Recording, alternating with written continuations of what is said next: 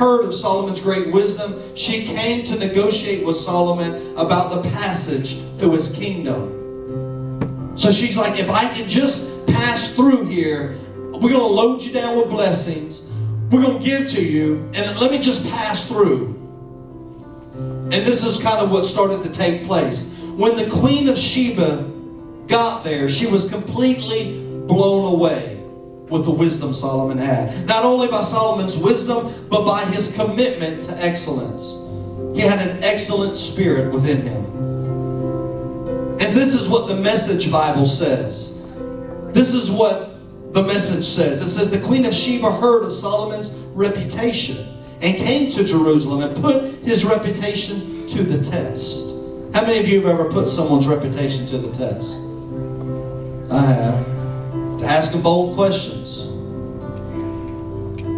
Asking them all tough questions. She made a showy entrance, an oppressive routine of attendants and camels loaded with perfume and much gold and precious stones. She emptied her heart to Solomon, talking over everything she cared about, and Solomon answered everything she put to him. Nothing stumped him. When the Queen of Sheba experienced for herself Solomon's wisdom and saw with her own eyes the palace he had built and the meals that were served and the impressive array of the court officials and sharply dressed waiters and cupbearers, then the elaborate worship extravagant with the whole burnt of offerings at the temple of God, it all took her breath away.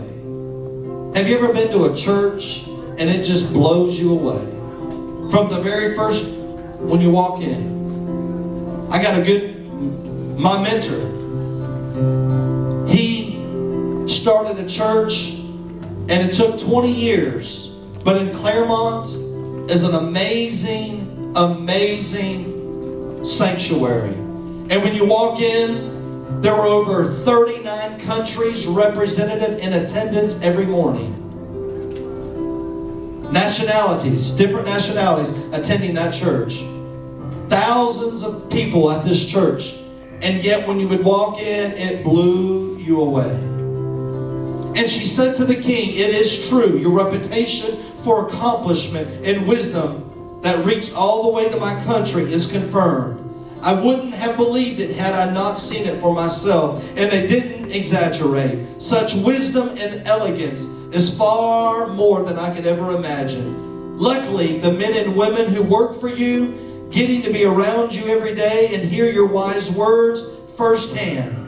And blessed be your God who has taken care and liking to you, making you the king. Clearly, God's love for Israel is behind this, making you a king and keeping just order and nurture of a God-pleasing people. King Solomon, for his part, gave the Queen of Sheba all her heart's desire, everything she asked for. She took away more than she had brought. Satisfied, she returned home with a train of servants. He didn't only say, yeah, it's okay for you to come, but let me bless you while you're here. Wow. Wow. Here are 6 facts about excellence. Excellence is not perfection. We're not perfect, are we? No. We strive, but we're not perfect. Excellence is not about perfection. Excellence is a result of living out what matters to you. Let me break it down for you this way.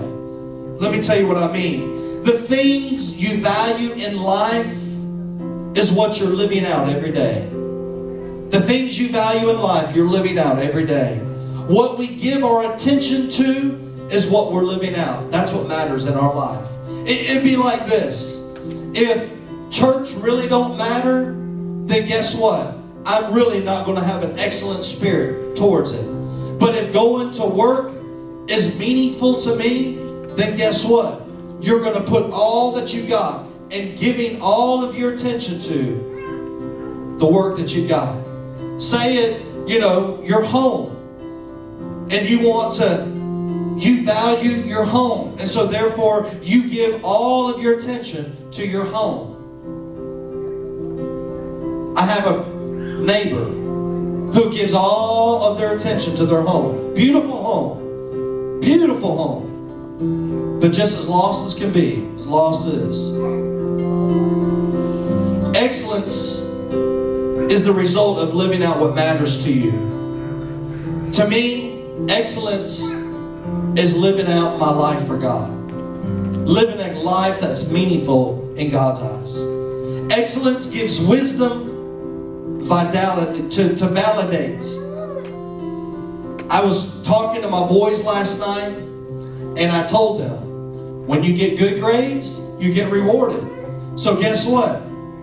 A's are $3. B's are $2. C's are $1. And guess what? D's are not for dynamite.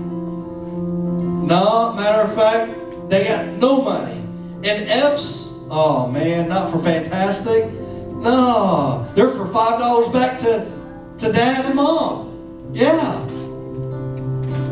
So let's get it on, like Marvin Gaye used to say, right? So here it is. I realized that the very first semester, I gave them their reward because they made A's and B's. So last night I'm sitting here studying, and God said, you know, you're studying on excellence, and did you not give your kids the second and third semester? And I was like, man, I didn't do it, did I? So Ashton and Brian, come here. And so they came in, yeah, Dad. And I said, sit down. I want to talk to you about something. I said, remember your report cards, and when you make good grades, you know, for excellence, you get rewarded. Yeah. I said, so guess what? I want to reward you. Do you have your report card? Oh, Brian, boy, he was all over the place. I'm going to find that report card. I mean, he was everywhere looking for his report card. Ashton's like, yeah, I got mine right here. 3 A's, 3 B's, $15. I already got it calculated. And then the last, you know, so I owed them both $30, so $60. I said, here, I'm going to give this to you, but I want to share something with you. I said, what is wisdom? And they looked at me and were like, I said, wisdom is using your knowledge that you've been given. Knowledge. Learning is important. We reward you for learning because you made good grades for excellence. Yeah, Dad, that's right. Wisdom is using knowledge. That's right. That's what it is, Dad. All right. So then let's ask this question. If excellence validates wisdom, then Brighton and Ashton, when you come home and you see that your room needs to be clean, what happens? Oh man, we got knowledge that we need to clean our room, and wisdom tells us that we should go clean our room, and that's using wisdom, yeah? But excellence propels me to automatically do it without having mom and dad ask you. Does that make sense? To have an excellent spirit means I know this needs to be taken care of. So without even being asked, I'm going to have an excellent spirit because I'm using wisdom and I've got knowledge that needs to be taken care of, and I'm going to take care of it. See, wisdom validates excellence. Wisdom is the ability to use the knowledge God has given you. It's when what you say equals what you do. That brings excellence. It's when what you say equals what you do. I'm a Christian. Really? I would have never guessed that by the way you've been living your life. Or some may say, really, I knew you were a Christian because of the excellent spirit that you've been having when you walk in every morning. I remember somebody coming to our church and they said, I had to come to see because Samantha had invited them. And they said, I have to come see what's going on because I believe she's living an excellent spirit life. At her workplace at that time when she invited this person to come. And they said, I just got to come see what's going on. In 2 Chronicles 9, 3 and 5, and the queen of Sheba had seen the wisdom of Solomon, and the house which he had built, and the food at his table, and the seating of his servants, and the attendance of his ministers, and the attire, the cupbearers, their attire, and the stairway by which he went up to the house of the Lord. She was breathless. She was breathtaking.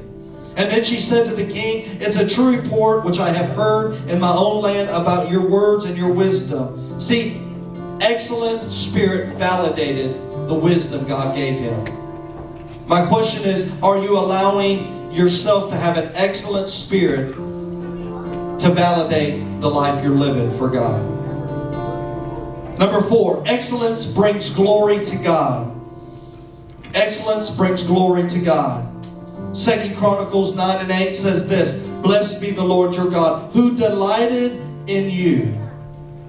When God delights in you, you'll bring glory to Him. Or you are bringing glory to Him because He has already delighted in you, setting you on the throne as a king for the Lord your God. It's like this. Maybe you're at a job and you've been at that job a long time. And maybe you thought you've had an excellent spirit, but maybe you've just been there and had a spirit, but it may not have been really too excellent. But all of a sudden you start realizing, in order for me to get promoted, I need to move to a new level of excellence. I need to do something a little different, and all of a sudden not be asked to do these things, but go ahead and just do, because I have wisdom, I've got knowledge. I got knowledge that I should do this, and wisdom helps me to say, this is what I need to be doing. And excellence validates all of those things. Then God will delight in you and promote you. I remember working for Home Depot, and I started there, and I said, how can I get out of Sundays? Because I go to church. Church means more to me than work. And I'll be at church before I'm going to be at work. They said, well, if you won't keep your job, you're going to be at work on Sundays. I said, but okay, what do I need to do to get out of this Sunday routine? They said, get promoted. The only way for you to get out of Sundays is get promoted. Wow. Challenge. It's on. It's on. I said, it's good. 6 months later, I got promoted. Why? Because I had an excellent spirit.